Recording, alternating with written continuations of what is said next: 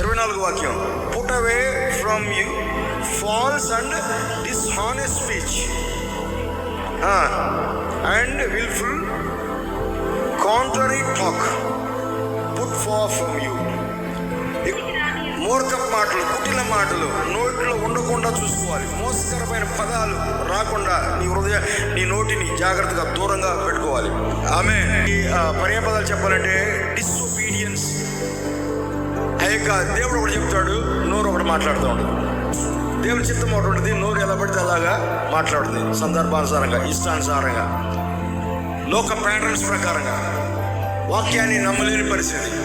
నోరు ఎలా పడితే అలా ఆ యొక్క కంట్రోల్ ఉండదు. ఫుల్లీ ఆ యొక్క ఆపోజిట్గా మాట్లాడే ప్రమాదం ఉంది. దేవుడు ఏమో ఒకటి చెప్తూ ఉంటాడు.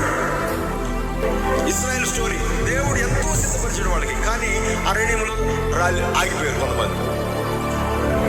దేవుడు సిద్ధపరిచాడు కదా, ఎందుకు అక్కడ తీసుకెళ్ళలేదు అనుకోవచ్చు మనం.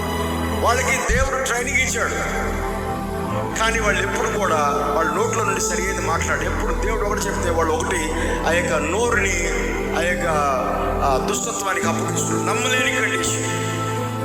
వాళ్ళు ఆ యొక్క వర్డ్ని రిసీవ్ చేసుకుని దేవుడు చెప్పింది ఆ మౌత్కి దాకా అందించలేదు. అందుకని వాళ్ళు హీలింగ్ పొందలేకపోయారు.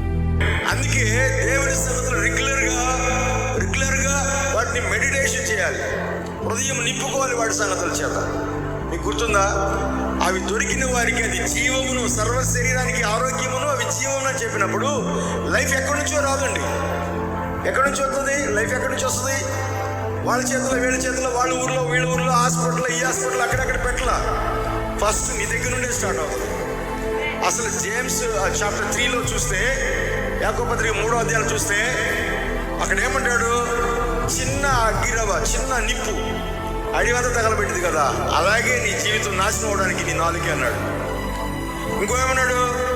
ఆ యొక్క పెద్ద ఓడ కానీ చిన్న స్మాల్ రడర్తో నడిపించబడదు కదా, అలాగే నీ జీవితం కూడా డైరెక్షన్ అంతా కూడా తీసుకెళ్ళి నాశనంలో పెట్టింది అని చెప్పాడు. అంటే చక్రం, ఆ యొక్క ఆ పెద్ద ఓడని తిప్పే చక్రం ఎక్కడ పెట్టాడు?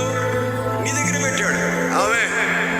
ఆమె అంటే ఏదైనా అచీవ్ చేసుకోవాలంటే, ఏదైనా రిసీవ్ చేసుకోవాలంటే అంత జాగ్రత్తగా మూర్ఖపు మాటలకు నోరుని ఇవ్వద్దు అని చెప్పాడు, అవకాశం ఇవ్వద్దు అని చెప్పాడు.